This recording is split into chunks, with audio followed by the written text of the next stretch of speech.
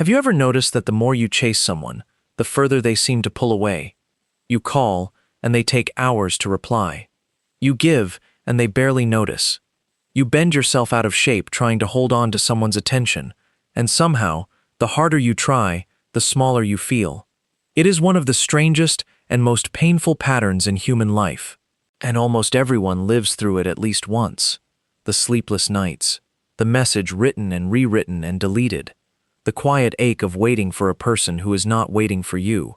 2,000 years ago, a small group of thinkers understood something about this pain that most people never learn in their entire lifetime. They understood that chasing anyone, a lover, a friend, approval, validation, belonging, is not an act of love. It is an act of self-abandonment. Marcus Aurelius ruled the most powerful empire on earth. He commanded armies. He could have demanded the loyalty of any person alive. And yet, in the private journal he never intended anyone to read, he reminded himself again and again that a man's peace must never depend on what other people say or do. Seneca advised emperors and grew wealthy beyond imagination, yet he wrote that the man who needs the approval of the crowd owns nothing at all. And Epictetus, born a slave, the property of another human being, crippled in one leg, refused to chase anyone's approval because he had discovered a truth that made him freer in chains than his master was in silk. Tonight, I want to share that truth with you. Slowly, carefully, in full. By the end of this video, you will understand exactly why the Stoics never chased anyone. Not out of pride, not out of coldness, not out of some clever strategy, but out of a deep and honest understanding of human nature. And more importantly, you will learn how to bring this ancient wisdom into your own life, starting tonight. So, take a breath, let your shoulders drop, slow down, and listen carefully, because some of what you are about to hear may quietly change the way you see every relationship in your life. Let us begin with an uncomfortable question, one most people never dare to ask themselves. What are you really saying when you chase someone? Think about it honestly. When you chase a person, when you beg for their time, plead for their attention, over-explain yourself, apologize for things that were never your fault, shrink your own needs so theirs can take up all the space, you are sending one silent message, over and over again. And that message is this: your presence in my life is worth more than my own dignity. Here is the cruel irony. The very moment another person senses that message, they begin to lose respect for you. Not because they are cruel, not because something is wrong with you, but because human nature, at its core, is drawn toward value, and value never begs. Seneca once wrote that it is not the man who has too little who is poor, but the man who craves more. Craving itself is a kind of poverty, and when you chase a person, you are announcing your poverty to the world. Not a poverty of money, but a far deeper poverty, a poverty of self-worth, a poverty of inner peace. The Stoics saw chasing for exactly what it is, a transaction in which you trade away your dignity for a chance at someone's attention. And it is always, always a bad trade, because even if you win, even if the chasing somehow works and the person stays, what have you truly won? A relationship built on your own smallness, a connection that exists only because you folded yourself into a shape small enough to fit inside it. That is not love. That is a cage you decorated to look like a home. Marcus Aurelius reminded himself constantly that he had power over his own mind, but not over outside events. And other people, their feelings, their choices, their affection, their attention, are outside events. They were never yours to command. Chasing is nothing more than the desperate attempt to control what was never in your control to begin with. It is like trying to grab the wind with your fist. You end up exhausted, empty-handed, and further from peace than when you started. So understand this clearly. The hidden cost of chasing is not just the wasted hours. It is not just the sting of humiliation. The true cost is this: every single step you take towards someone who is walking away is a step away from yourself, and there is no person on earth worth losing yourself to reach. Now, let me give you the foundation beneath everything the Stoics believed, the one idea that makes chasing not just unwise, but almost impossible, for a person who truly understands it. Epictetus taught that everything in life falls neatly into two categories. There are things within your control, And there are things outside of it. Your thoughts, your judgments, your choices, your effort, your character, your response to what happens. These, and only these, truly belong to you. Everything else, the weather, the economy, your reputation, the traffic, the opinions of strangers, and yes, the heart and mind of another human being, belongs not to you, but to fortune. He put it in words so simple a child could repeat them. Some things are up to us, and some things are not. And yet, though the idea is simple, almost all human suffering flows from the moment we forget it. So ask yourself, when you chase someone, what are you actually doing? You are reaching across that line.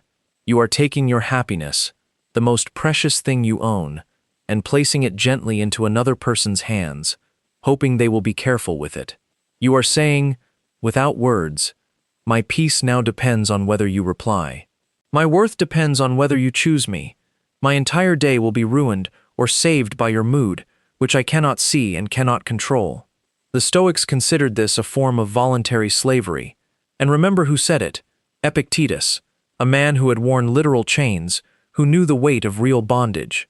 He taught that anyone who places their happiness in the hands of another has made themselves a slave, no matter how free their body appears to be. You can be free to walk anywhere, own anything, go anywhere, and still be a prisoner if your peace lives inside someone else's phone. Think back to the last time you waited for a message from someone who made you anxious. Really remember it. You checked your screen every few minutes. Your stomach tightened at every buzz. You rehearsed conversations that never happened. You read their last words 100 times, hunting for hidden meaning in the spaces between letters. In those long hours, who owned your mind? Not you. They did. And the strangest part of all? They probably did not even know it. You handed a stranger the keys to your inner world, and they were not even aware they were holding them. This is precisely why Stoics never chase. Not because they do not feel. They feel deeply. Not because they cannot love. Marcus Aurelius loved his family with an almost unbearable tenderness, and grieved them honestly. They refuse to chase because they refuse to hand over ownership of their inner world to anyone, no matter how much they care for them. A Stoic loves people the way you might admire a sunset. Fully, openly, with gratitude for its beauty, but without ever gripping, because the sunset was never yours to hold. And when it fades, as all sunsets do, you do not chase the sky demanding it stay. You simply thank it for the light it gave, and you trust that morning will come again. That is how a Stoic loves, and no one, in the end, is any more yours to hold than the setting sun. Here is a truth about human psychology that the Stoics understood centuries before modern science ever confirmed it in a laboratory. People do not value what is freely thrown at them. They value what is rare, what is composed, what carries itself with self-respect, what, quietly, does not seem to need them. When you chase someone, you flood them with your presence. You leave no mystery, no space, no room for them to wonder about you, no silence in which they might begin to miss you. You reply instantly. You are endlessly available. You forgive every slight. You make yourself so constant, so guaranteed, that slowly, without either of you fully noticing, you become like the air in the room, necessary perhaps, but invisible, taken entirely for granted. But when a person carries themselves with genuine, quiet self-respect, when they are capable of standing up and walking away from any table where respect is no longer being served, something remarkable happens in the people around them. They lean in. They grow curious. They begin to pay attention, not because they are being manipulated, but because a person who does not need them is a puzzle worth solving, a presence worth earning. Now, listen closely, because this next point is where most people misunderstand Stoicism entirely. The Stoics did not do this as a tactic. This is crucial. Modern dating advice tells you to play hard to get, to fake indifference, to leave someone on red on purpose, to perform coldness as a strategy to win.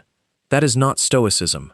That is just chasing wearing a clever disguise, because the moment your calm is a performance designed to get a reaction, you are still handing that person control. You are still orbiting them, just from a greater distance.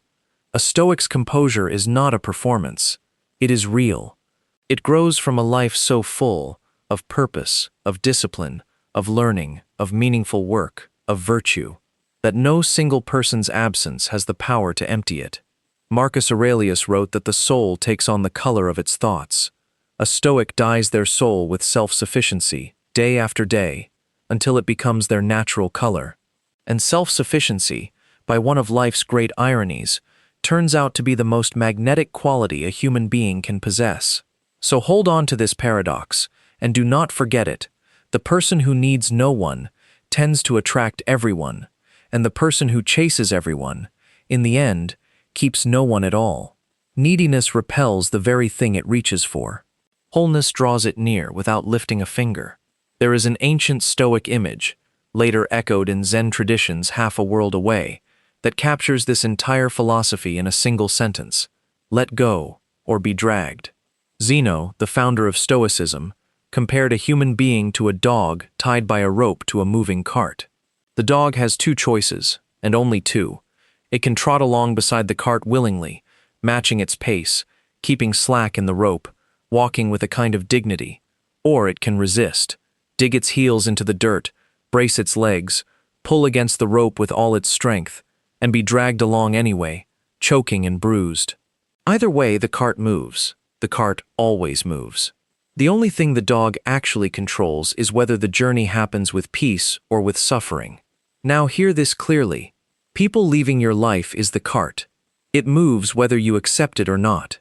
When someone begins to withdraw from you, when their replies grow shorter, their excuses grow longer, their warmth cools by a few degrees you can feel but cannot name, you face the exact same two choices as that dog.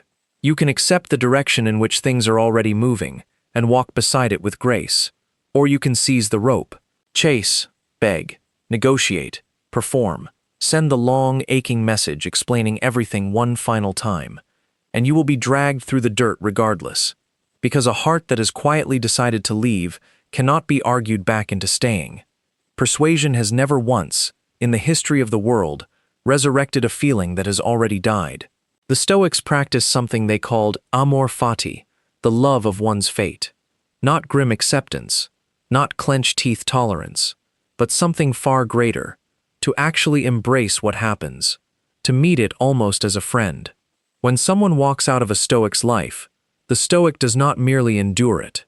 And the Stoic, in a strange and beautiful way, trusts it, because nature is always removing what no longer belongs, the same way a tree lets go of its leaves in autumn, without panic, without grief, without chasing them across the ground to glue them back on the branch.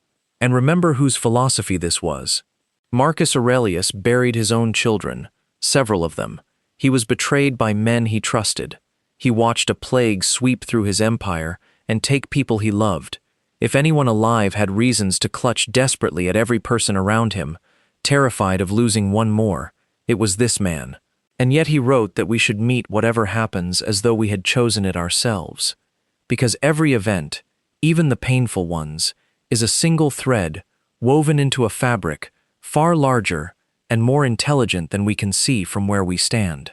So hear this: if you hear nothing else tonight, the person who left you was a leaf.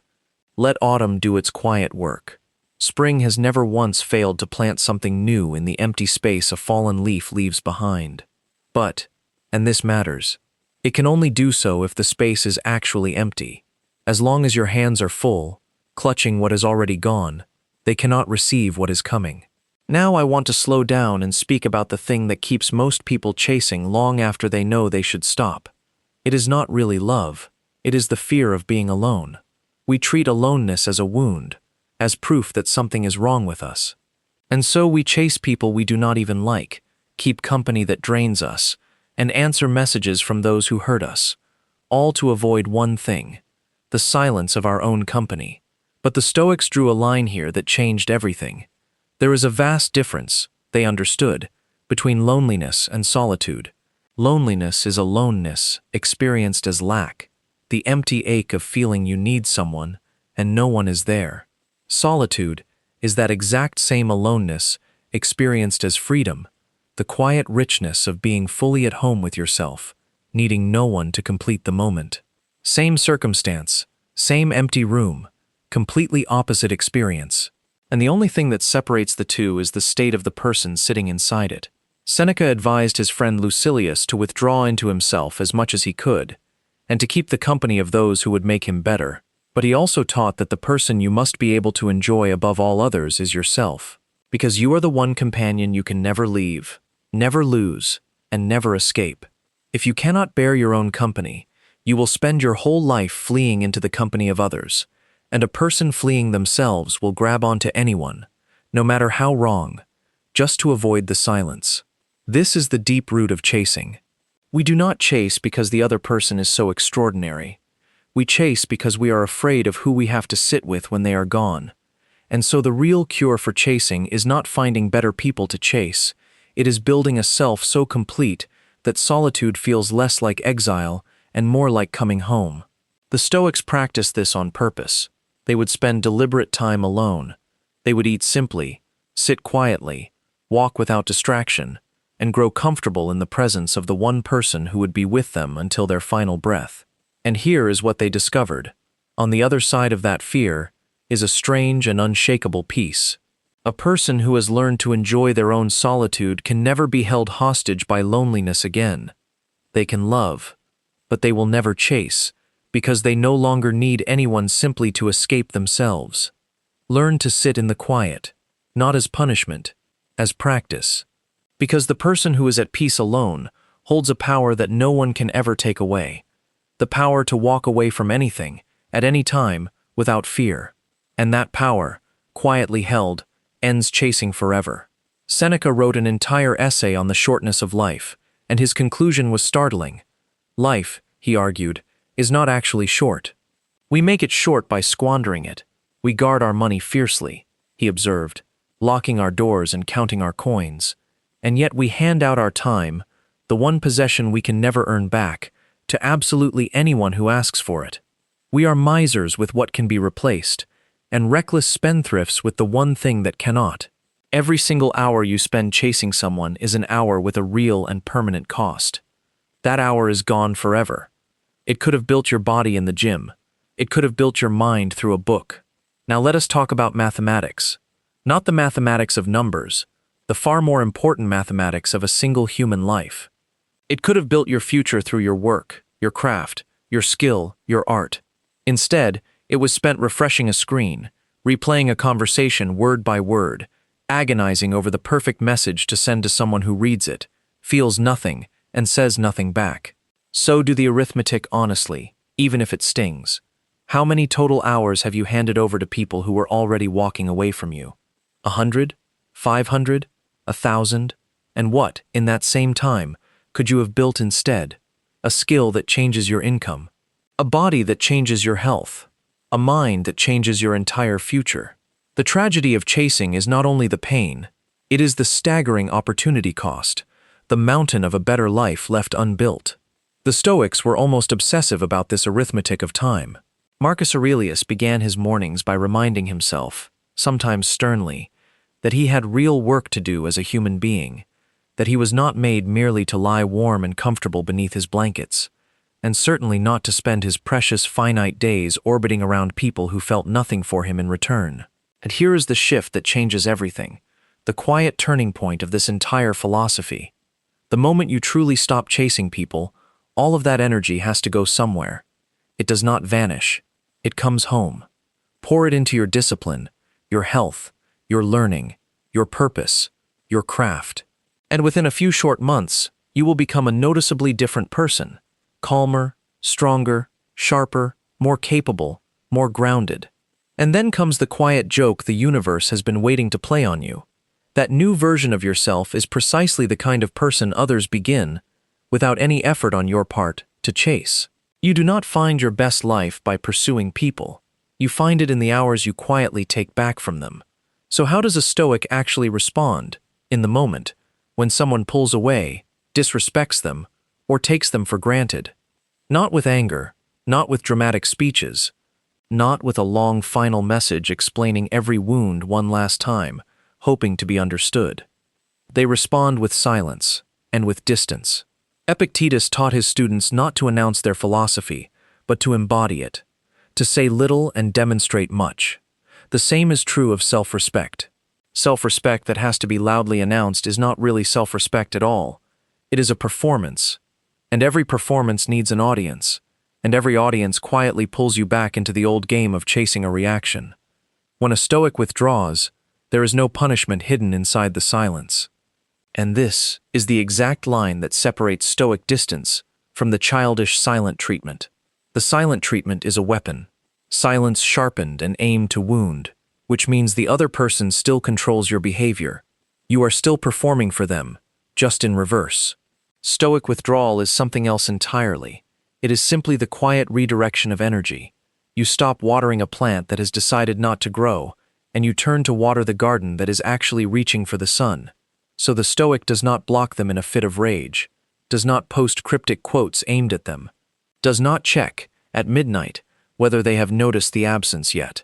The Stoic simply returns to their own life with such fullness and such completeness that the door closes gently behind them, without a slam, without a sound, without needing anyone to witness it close. Marcus Aurelius put it plainly in his journal.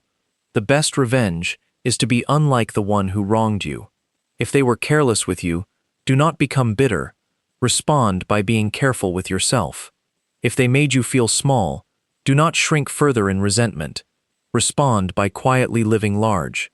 And notice the deepest layer of it. You do this not to show them, not to make them regret it, not to win some invisible contest. You do it because, in your mind, there is no longer any them to perform for at all. That is the final and highest stage of letting go. Not hatred, not longing, not the exhausting hope that they will come back and see your worth. Just a gentle, complete, and genuine indifference. And here is the quiet secret at the center of it. People feel that kind of silence far more deeply than any words you could ever send them. A message can be argued with. Absence cannot. Peace, once it is real, is the loudest statement a human being can make without saying a single word. Now we arrive at the deepest layer of this entire philosophy, the half of the teaching that almost no one ever tells you. Yes, Stoics never chase anyone, but that is only one side of the coin. The other side, the side that gives the first its power, is this. Stoics quietly build a life, and a self, that the right people simply do not want to leave. There is an old saying that captures the Stoic spirit perfectly. Do not chase butterflies. Build a garden, and the butterflies will come to you on their own. Chasing is exhausting, undignified, and almost always fails. But building is entirely within your power, and it works while you sleep. Epictetus told his students to first decide, clearly, who they wish to become, and then to simply do what that person would do, day after day, until they became it. So ask yourself, honestly and without flattery, who would you have to become for the right people to naturally want a lasting place in your life? Probably someone with standards, a person who treats everyone with warmth, but reserves true closeness for those who have actually earned it. Someone with depth, who reads, who thinks, who has cultivated an inner world and has something real to say. Someone with discipline, whose body, whose finances, and whose given word can all be relied upon. Someone with calm, who does not crumble at the first piece of bad news, or explode at the first insult, but meets both with a steady mind. The Stoics called this collection of qualities virtue, and they believed, radically, that it was the only true good in all of life. Everything else, money, status, comfort, even relationships, flows naturally toward a person of real virtue, the way water flows downhill toward the lowest valley. You do not need to chase the water. You do not need to beg the river to change its course. You simply need to become the valley, and let gravity do the rest. And here is the most beautiful part of all, the part that ties this entire philosophy together. Look again at every quality on that list. Standards, depth, discipline, calm. Every single one of them is inside your control. Remember the dichotomy of control from earlier in this video? You cannot make any person stay. That was always outside your power, always a lost cause. But you can absolutely, completely, and reliably make yourself into someone worth staying for. The Stoic simply takes all their effort out of the first category, the hopeless one, and pours it entirely into the second, which was always guaranteed to pay them back. That is not coldness. Understand that clearly. It is, in truth, the most practical philosophy of love ever devised. Love people freely, hold them loosely, and work on yourself relentlessly. Philosophy is worthless if it stays trapped inside books. So let me walk you through what all of this actually looks like out in the world. 6 ordinary situations you will recognize the moment I describe them. Situation 1. You send a message, and the hours pass with no reply. The old you sends a second message, then a third, then that dreaded single question mark. The Stoic sends nothing further. The Stoic's message was already complete the moment it was sent. What happens next belongs entirely to the other person. Remember this line: 1 message is communication, 2 is a follow-up. 3 is begging, and begging has never once, in all of history, made anyone respect you more. Situation 2. Someone who once eagerly made time for you is suddenly, always, mysteriously busy. The old you starts rearranging your entire life around the small scraps of availability they toss your way. The Stoic simply matches the energy given, not out of spite, out of accuracy. People are constantly telling you your true place in their life through their actions, and the Stoic listens to actions the way an experienced sailor listens to the wind, trusting what it does far more than what it says. Situation 3. A friend or a partner disrespects you, and then behaves as though nothing at all happened. The old you swallows it, again, to keep a fragile peace. The Stoic addresses it exactly once, calmly, clearly, without drama or accusation. And if it happens again after that, the Stoic does not raise their voice. They lower their presence. Words are offered once. After that, distance does the speaking. Situation 4. You feel the sharp ache of loneliness late at night, and your thumb begins to hover over the name of someone who has hurt you before. The old you makes the call, and buys 1 hour of comfort at the price of a month of self-respect. The Stoic sits with the ache instead, because the Stoics understood that discomfort is a teacher, and that loneliness, when it is endured with dignity rather than escaped in panic, slowly transforms into something priceless: the quiet, unshakable ability to enjoy your own company. Situation 5. Someone from your past suddenly reappears the very moment they notice you have grown, glowed up, or moved on. The oldest pattern in the book. The old you feels flattered, validated, and flings the door wide open. The Stoic pauses and asks a single honest question: has this person actually changed, or have my circumstances simply become more attractive to them? People are always allowed to return, but they return to your current standards, not to your old loneliness. Situation 6. Everyone around you seems to be moving faster, connecting more, surrounded by more people, and a quiet voice whispers that you are falling behind, that you should be chasing harder just to keep up. The old you panics and starts grasping at any connection within reach. The Stoic remembers that a crowded life and a rich life are not the same thing, and that 100 shallow bonds are worth less than a single true one. So the Stoic does not chase quantity. They cultivate depth, and they let the crowd rush past. Now notice what the Stoic is doing in every single one of these moments. Nothing loud, nothing dramatic, nothing that would make a good scene in a film. Just a quiet, steady, unglamorous refusal to abandon themselves. That is the entire philosophy, lived out one small and ordinary decision at a time. There is one more situation that deserves its own moment, because it tests everything you have learned tonight. It is the moment they come back, and understand this first. They very often do. The person who ignored you, who let you chase, who watched you shrink and did nothing, when you finally stop, when you finally turn and walk your own path, they will frequently feel the shift. Your absence, after all your presence, becomes the loudest thing in the room. And so, one day, a message arrives. "Hey, stranger, I've been thinking about you. I miss what we had." This is the moment the old you has secretly been waiting for the entire time.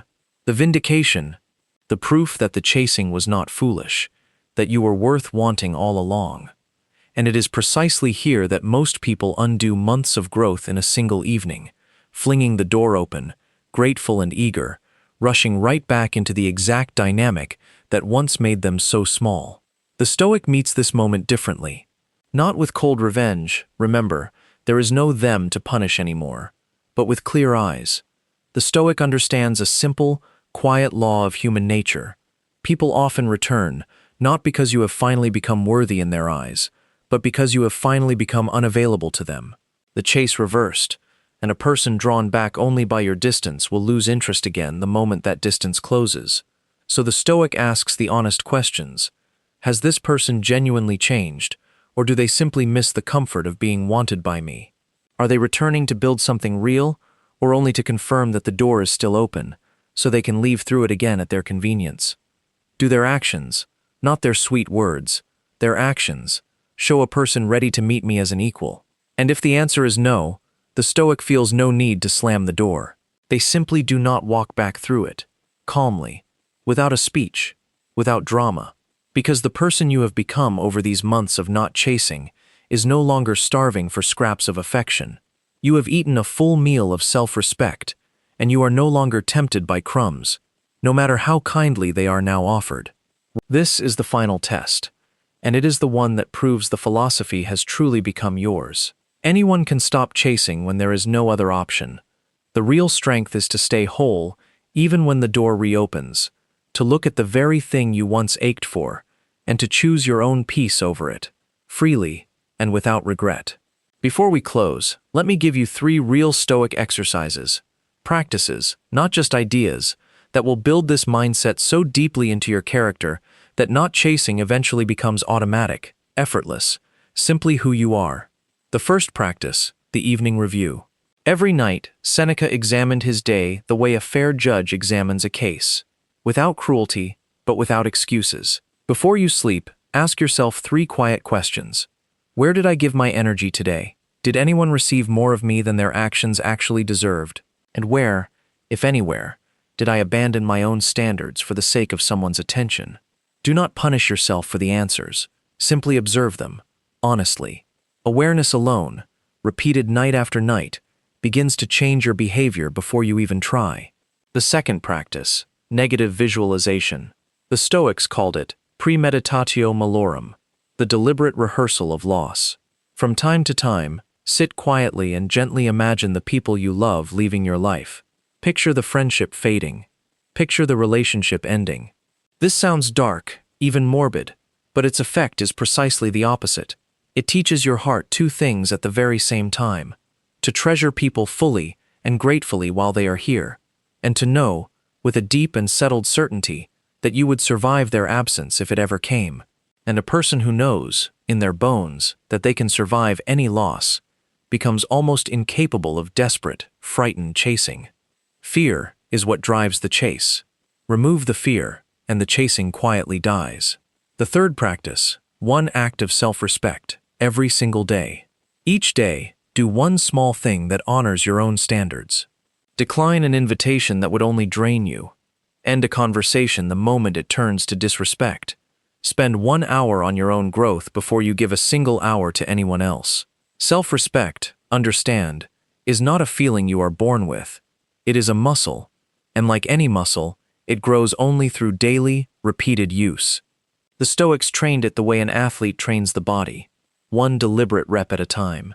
And so, from tonight, should you do these 3 things for 90 days, just 90 days, and I promise you this: the person who once chased, and begged, and waited anxiously by the phone will come to feel like a stranger.